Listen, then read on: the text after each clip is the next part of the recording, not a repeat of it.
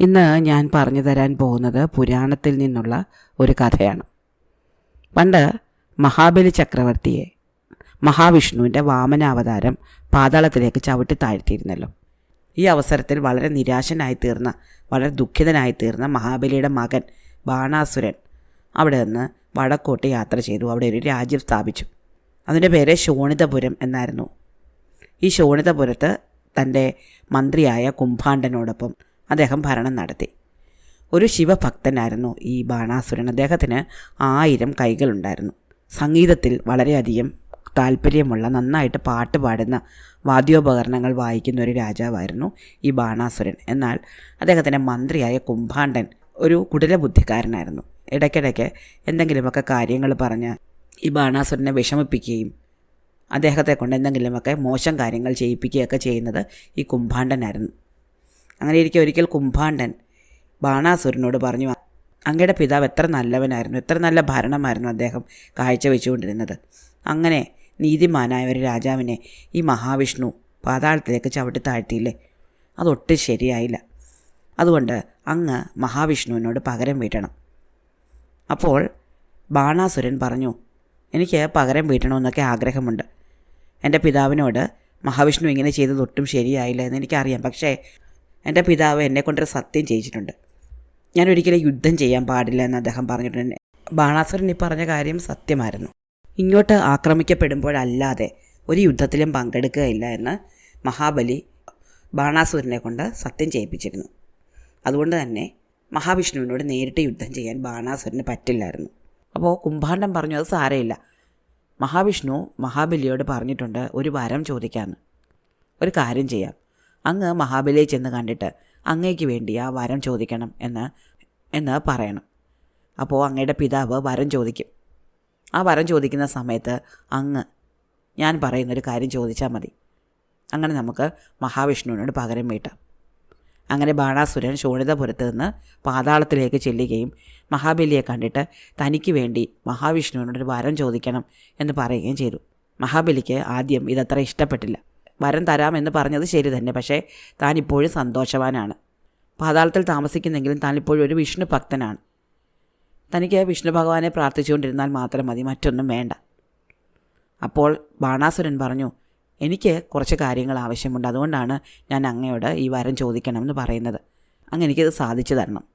തൻ്റെ മകനോട് വളരെയധികം ഇഷ്ടമുണ്ടായിരുന്ന മഹാബലി ഈ വരം ചോദിക്കാം എന്ന് സമ്മതിച്ചു. പക്ഷേ അപ്പോഴും ബാണാസുരനോട് പറഞ്ഞൊരു കാര്യം പറയാം, നീ ഒരിക്കലും അമരത്വം ചോദിക്കരുത്, ആവശ്യമില്ലാത്ത ആയുധങ്ങളോ ആവശ്യമില്ലാത്ത ബലങ്ങളോ ഒന്നും ചോദിക്കരുത്, അതൊന്നും ശരിയല്ല. ബാണാസുരൻ പറഞ്ഞില്ല, ഞാൻ ഇങ്ങനെയുള്ള കാര്യങ്ങളൊന്നും ചോദിക്കുകയില്ല, അങ്ങ് മഹാവിഷ്ണുവിനെ ഒന്ന് വിളിച്ച് ഈ വരം തരണമെന്നൊന്ന് പറഞ്ഞാൽ മതി. അങ്ങനെ മഹാബലി മഹാവിഷ്ണുവിനെ പ്രാർത്ഥിക്കുകയും അദ്ദേഹം പ്രത്യക്ഷപ്പെടുകയും ചെയ്തു. എന്ത് വേണം എന്ന് മഹാബലിയോട് ചോദിച്ചപ്പോൾ മഹാബലി പറഞ്ഞു, എൻ്റെ മകനായ ബാണാസുരന് അവൻ ചോദിക്കുന്നത് അങ്ങ് കൊടുക്കണം. ഈ വെച്ചുമാറൽ മഹാവിഷ്ണുവിന് അത്ര ഇഷ്ടപ്പെട്ടില്ലെങ്കിലും മഹാവിഷ്ണു പറഞ്ഞു, ശരി, എന്താണ് ബാണാസുരന് വേണ്ടത്, ഞാനത് തരാം. ബാണാസുരൻ പറഞ്ഞു, എനിക്ക് മറ്റൊന്നും വേണ്ട, അങ്ങ് എൻ്റെ പിതാവിൻ്റെ ഗ്രഹത്തിന് കാവൽ നിൽക്കണം എന്നാണ് എൻ്റെ ആഗ്രഹം. ഇത് മഹാബലിക്ക് പോലും ഇഷ്ടപ്പെട്ടില്ല.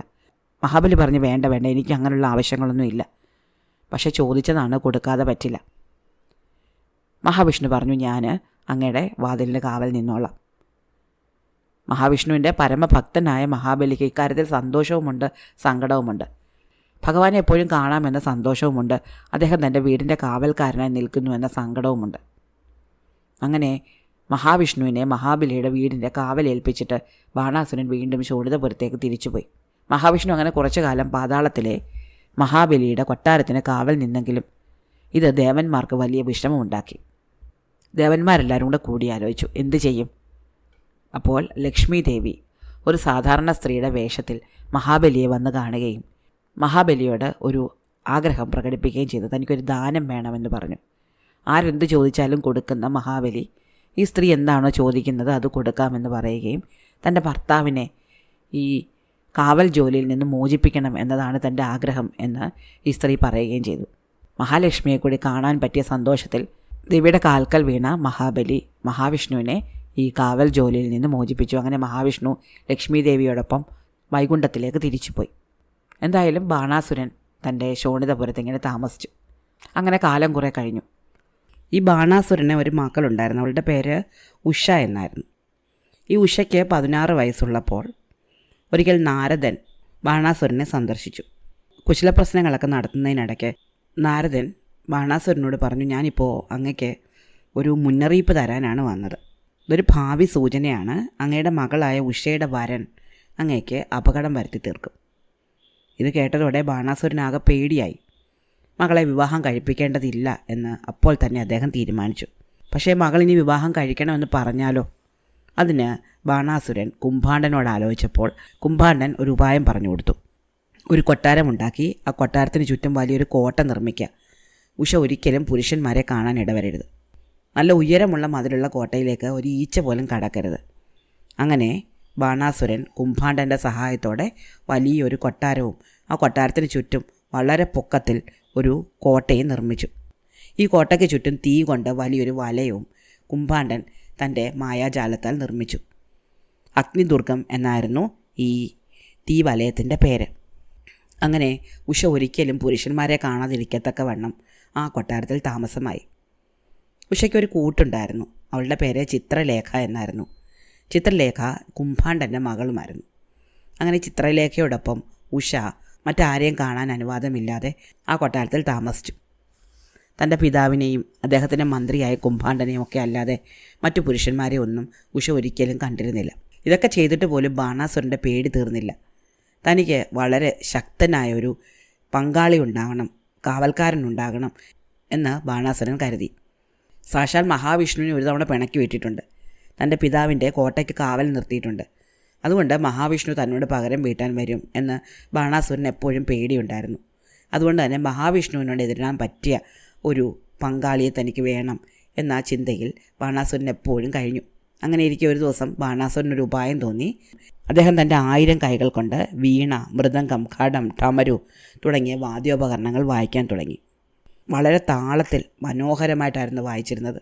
1000 കൈകൾ കൊണ്ട് ഒരാൾ തന്നെ ഇങ്ങനെ താളാത്മകമായി വായിക്കുമ്പോൾ അത് കേൾക്കാൻ നല്ല രസമുണ്ടായിരിക്കുമല്ലോ. ചുറ്റുപാടുമുണ്ടായിരുന്ന എല്ലാവരും ഈ സംഗീതം ആസ്വദിച്ചു.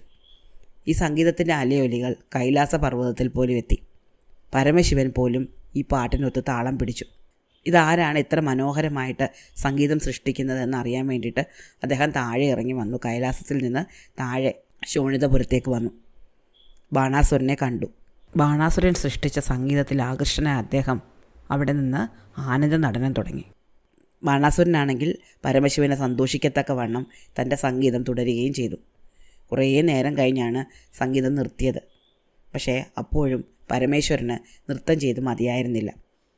അദ്ദേഹം പിറ്റേന്ന് വരാം എന്ന് പറഞ്ഞ് കൈലാസത്തിലേക്ക് പോയി. പിറ്റേന്ന് ബാണാസുരൻ്റെ സംഗീതത്തിനൊപ്പം നൃത്തം ചെയ്യാൻ വേണ്ടിയിട്ട് അദ്ദേഹം വന്നു.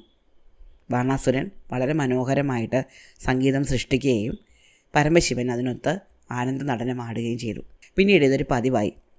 തന്നെ വളരെ മനോഹരമായ സംഗീതം കൊണ്ട് ആനന്ദിപ്പിക്കുന്ന ബാണാസുരനോട് പരമശിവൻ എന്ത് ആഗ്രഹമാണ് സാധിച്ചു തരാനുള്ളത് എന്ന് ചോദിച്ചു. ബാണാസുരൻ പറഞ്ഞത്, എനിക്ക് മറ്റൊന്നും വേണ്ട ഭഗവാനെ, അങ്ങൻ്റെ കോട്ടയ്ക്ക് കാവൽ നിൽക്കണം എന്നാണ്. അങ്ങനെ ബാണാസുരൻ്റെ കോട്ടയ്ക്ക് പരമശിവൻ്റെ കാവലുണ്ടായി. താൻ സുരക്ഷിതനാണ് എന്ന് തന്നെ ബാണാസുരൻ കരുതി. സാക്ഷാൽ പരമശിവനാണ് കാവൽ. അതുകൊണ്ട് തന്നെ അദ്ദേഹത്തിന് കുറച്ച് അഹങ്കാരമുണ്ടായി. ഒരു ദിവസം നർമ്മ സംഭാഷണത്തിനിടയ്ക്ക് പരമശിവനോട് തനിക്കൊത്ത ഒരു എതിരാളി ഇല്ലല്ലോ എന്ന് സങ്കടം പറഞ്ഞു ബാണാസുരൻ.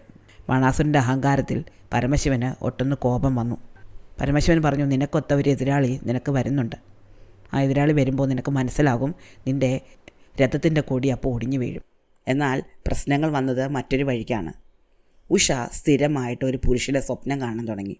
അതാരാണ്, എവിടുത്തുകാരനാണ് എന്നൊന്നും ഉഷയ്ക്ക് അറിഞ്ഞുകൂടാ.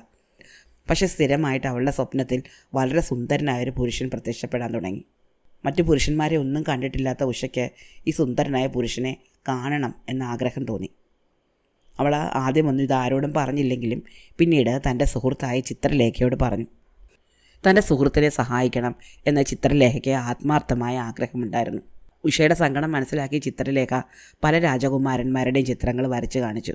അങ്ങനെ ഒരുപാട് ചിത്രങ്ങൾ ചിത്രലേഖ വരച്ച് ഉഷയെ കാണിച്ചു. അവസാനം ചിത്രലേഖ ശ്രീകൃഷ്ണൻ്റെ ചെറുമകനായ, അതായത് ശ്രീകൃഷ്ണൻ്റെ മകനായ പ്രദ്യുമ്നൻ്റെ മകനായ അനിരുദ്ധൻ്റെ പടം വരച്ചു. ആ ചിത്രം ഉഷയെ കാണിച്ചതും ഉഷ പറഞ്ഞു, ഇതാണ് എൻ്റെ സ്വപ്നത്തിൽ വരുന്ന ആൾ, ഇദ്ദേഹത്തിനെയാണ് ഞാൻ സ്വപ്നം കാണാറുള്ളത്.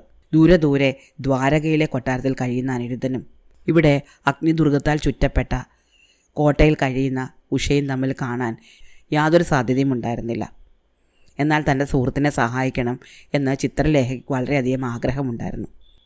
ചിത്രലേഖ വെറും ഒരു സാധാരണക്കാരിയായ തോഴിയായിരുന്നില്ല. കുംഭാണ്ഡൻ്റെ മകളായ അവൾക്ക് മായാജാലവിദ്യകൾ നന്നായി അറിയാമായിരുന്നു.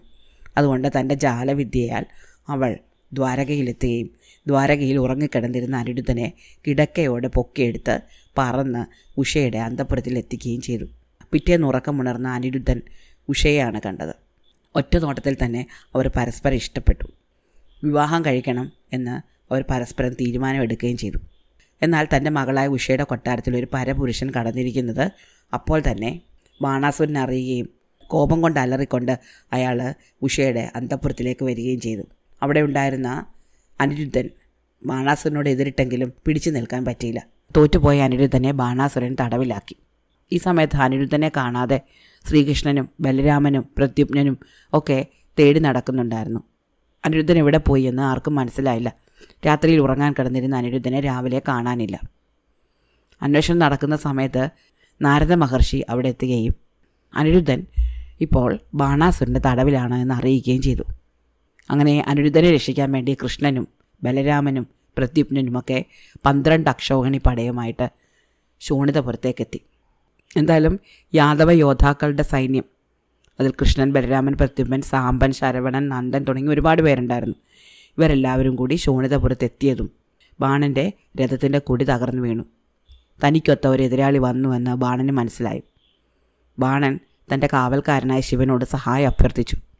മഹാദേവനോടൊപ്പം ഭൂതഗണങ്ങളും കാർത്തികേയനും ഒക്കെ യുദ്ധത്തിന് തയ്യാറായി വന്നു. അങ്ങനെ യാദവ സൈന്യവും ബാണൻ്റെ സൈന്യവും തമ്മിൽ യുദ്ധമുണ്ടായി. ബാണന് മഹാദേവൻ്റെ സഹായമുണ്ടായിരുന്നല്ലോ. മഹാദേവൻ്റെ മകനായ കാർത്തികേയൻ പ്രദ്യുമ്നനോട് എതിരിട്ടു. കുംഭാണ്ഡൻ ബലരാമനോട് എതിരിട്ടു. സാത്വികയാണ് ബാണനോട് എതിരിട്ടത്. ശ്രീകൃഷ്ണൻ പരമശിവനോടാണ് എതിരിട്ടത്. വിസ്മയകരമായി യുദ്ധം കാണാൻ സ്വർഗീയ വിമാനങ്ങളിലെത്തിയ ഗന്ധർവന്മാരും അപ്സരസുകളും യക്ഷന്മാരും ആകാശത്ത് നിരന്നു. വളരെ വലിയൊരു പോരാട്ടം നടന്നു. ഭഗവാൻ കൃഷ്ണൻ അതുല്യമായി വൈദഗ്ധ്യത്തോടെ യുദ്ധം ചെയ്തു. അദ്ദേഹത്തിൻ്റെ മൂർച്ചയുള്ള അമ്പുകൾ ശിവൻ്റെ അനുയായികളിൽ ഭയമുളവാക്കി. ഭൂതങ്ങൾ, പ്രേതങ്ങൾ, വേതാളങ്ങൾ, പിശാചുക്കൾ തുടങ്ങിയവരെയൊക്കെ കൃഷ്ണൻ്റെ അമ്പുകൾ തേടി ചെല്ലുകയും പായിക്കുകയും ചെയ്തു. എന്നാൽ ഒട്ടും പിന്മാറാതെ ത്രിശൂലധാരിയായ ഭഗവാൻ ശിവൻ ശ്രീകൃഷ്ണനെ പരാജയപ്പെടുത്താൻ ശ്രമിച്ചുകൊണ്ട് യുദ്ധം ചെയ്തുകൊണ്ടേയിരുന്നു. പ്രദ്യുമ്നൻ്റെ അസ്ത്രങ്ങളുടെ തുടർച്ചയായ പെരുമഴയിൽ യുവാവും വീരനുമായ കാർത്തികേയൻ തളർന്നുപോയി. പിൻവാങ്ങാൻ നിർബന്ധിതനായ അദ്ദേഹം മുറിവേറ്റ കാലുകളിൽ നിന്ന് രക്തം വാർന്നുകൊണ്ടിരുന്ന തൻ്റെ ഗാംഭീര്യമുള്ള മയിലിൻ്റെ പുറത്ത് കയറി അവിടെ നിന്ന് ഓടിപ്പോയി. കുംഭാണ്ഡനും പരിക്ക് പറ്റി. തങ്ങളുടെ നേതാക്കന്മാർ വീഴുന്നത് കണ്ട അസുരന്മാരുടെ പടകൾ ചിതറിപ്പോയി. തൻ്റെ 1000 കൈകളിൽ 500ലും വില്ലേന്തി. ബാക്കിയുള്ള 500 കൈകളിൽ നിന്ന് ഒരേ സമയം അമ്പയച്ചുകൊണ്ട് ബാണാസുരൻ യാദവ സൈന്യത്തെ എതിരിട്ടു. ഭഗവാൻ ശിവൻ്റെ കീഴിൽ പോരാടുന്ന ഭൂതഗണങ്ങൾ ശിവജ്വരം എന്ന പേരിൽ ഒരു പനി യാദവ സൈന്യത്തിൽ പടർത്തുകയും എന്നാൽ കൃഷ്ണൻ അതിനെതിരായിട്ട് വിഷ്ണുജ്വരം പരത്തി പ്രതിരോധിക്കുകയും ചെയ്തു. വിഷ്ണുജ്വരത്താൽ മതിമറന്ന ശിവജ്വരം കൃഷ്ണനെ സ്തുതിക്കുകയും കരുണ തേടുകയും ചെയ്തു. അങ്ങനെ തീക്ഷ്ണമായി യുദ്ധം നടന്നുകൊണ്ടിരുന്നു. ഭഗവാൻ ശിവനെ തൻ്റെ അഭൗമമായ സംഗീതം കൊണ്ട് വരുതിയിലാക്കി നിർത്തിയിരുന്ന ബാണാസുരനെ പരാജയപ്പെടുത്താനും ശിവഭഗവാന്റെ കാരുണ്യം നേടാനുമായിട്ട് ശ്രീകൃഷ്ണൻ ഒരു ഉപായം കണ്ടുപിടിച്ചു. അദ്ദേഹം ജുംഭനാസ്ത്രം എന്നൊരു അസ്ത്രം പ്രയോഗിച്ചു. ആ അസ്ത്രപ്രയോഗത്താൽ പരമശിവന് കൂട്ടുവായി വരികയും അദ്ദേഹം കുറച്ചു നേരത്തേക്കൊന്ന് മയങ്ങുകയും ചെയ്തു. നൊടിയിടയിൽ തൻ്റെ സുദർശന ചക്രം പ്രയോഗിച്ച് കൃഷ്ണൻ ബാണാസുരൻ്റെ 2 കൈകളൊഴിച്ച് ബാക്കി മുഴുവനും മുറിച്ചു കളഞ്ഞു. മാത്രമല്ല ഉറക്കമുണർന്ന പരമശിവനെ തൻ്റെ മനോഹരമായ വേണുഗാനത്താൽ അദ്ദേഹം സന്തോഷിപ്പിക്കുകയും ചെയ്തു. തൻ്റെ 998 കൈകളും നഷ്ടപ്പെട്ട ബാണാസുരന് പിന്നീട് ഒരിക്കലും താൻ നേരത്തെ സൃഷ്ടിച്ചിരുന്നത് പോലെ അഭൗമമായ സംഗീതം സൃഷ്ടിക്കാൻ പറ്റിയില്ല. അദ്ദേഹത്തിൻ്റെ അഹങ്കാരം അടങ്ങുകയും അദ്ദേഹം കൃഷ്ണനോടും പരമശിവനോടും മാപ്പ് ചോദിക്കുകയും ചെയ്തു. താൻ തടവിലിട്ടിരുന്ന അനിരുദ്ധനെ അദ്ദേഹം ഉടൻ തന്നെ മോചിപ്പിക്കുകയും ഉഷയുടെയും അനിരുദ്ധൻ്റെയും വിവാഹം വളരെ കെങ്കേമമായിട്ട് നടത്തിക്കൊടുക്കുകയും ചെയ്തു. തൻ്റെ മകളായ ഉഷയെ അനിരുദ്ധനോടും യാദവ സൈന്യത്തിനോടൊപ്പം അദ്ദേഹം വളരെ സന്തോഷത്തോടെ ദ്വാരകയിലേക്ക് യാത്രയാക്കി. എന്നാൽ ബാണാസുരന് സ്ഥിരമായിട്ട് ഈ കുതന്ത്രങ്ങൾ ഉപദേശിച്ചു കൊടുത്തിരുന്ന കുംഭാണ്ഡനെ വെറുതെ വിടാൻ കൃഷ്ണൻ തയ്യാറായിരുന്നില്ല. പോകുന്നതിന് മുമ്പ് കൃഷ്ണൻ കുംഭാണ്ഡന് ഒരു ശിക്ഷ വിധിച്ചു. ഇനി മുതൽ ഒരു യുഗം മുഴുവൻ മഹാബലിയുടെ കൊട്ടാരത്തിന് പാതാളത്തിൽ പോയി കാവൽ നിൽക്കുക എന്നതായിരുന്നു അത്. അങ്ങനെ ഒരു യുഗം മുഴുവൻ കുംഭാണ്ഡൻ മഹാബലിയുടെ കൊട്ടാരത്തിന് കാവൽ നിന്നു. അതിനുശേഷം കുംഭാണ്ഡന് കൃഷ്ണൻ മറ്റൊരു ജോലിയാണ് കൊടുത്തത്. ക്ഷേത്രങ്ങളുടെ മേൽപ്പുര താങ്ങുക എന്നതാണത്. ഇപ്പോഴും കാണാം ക്ഷേത്രങ്ങളിൽ ചെന്നാൽ മേൽപ്പുര താങ്ങി കൊമ്പൻ മീശയും ഉണ്ടക്കണ്ണും കുടവയറും ഒക്കെ ആയിട്ട് കുംഭാണ്ഡൻ നിൽക്കുന്നത്. നിങ്ങൾ കണ്ടിട്ടുണ്ടോ കുംഭാണ്ഡനെ? അപ്പോൾ ഇതാണ് ബാണാസുരൻ്റെ കഥ, കുംഭാണ്ഡൻ്റെ കഥ. ഇഷ്ടമായോ? അടുത്ത കഥ അടുത്ത ദിവസം.